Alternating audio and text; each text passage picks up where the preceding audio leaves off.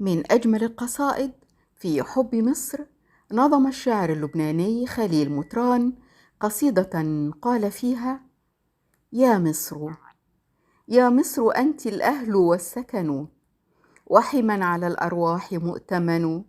حبك عهدك في نزاهته، والحب حيث القلب مرتهن. ملء الجوانح ما به دخلوا، يوم الحفاظ وما به دخنوا. ذاك الهوى، ذاك الهوى هو سر كل فتى منا توطن مصر.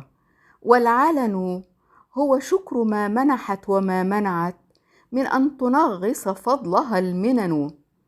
هو شيمة بقلوبنا طهرت، عن أن تشوب نقاءها الظنن. أي الديار كمصر ما برحت، روضا بها يتقيض الظعن. فيها الصفاء وما به كدر، فيها السماء وما بها غصن. مصر التي ليست منابتها خلسا وما في مائها أسن. مصر التي أبدا حدائقها غناء لا يعرى بها غصن. مصر التي أخلاق أمتها زهر سقاه العارض الهتن.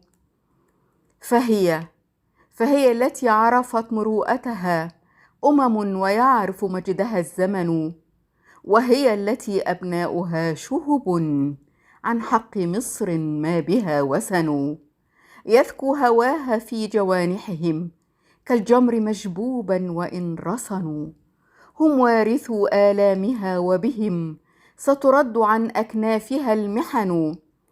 صحت عقيدتهم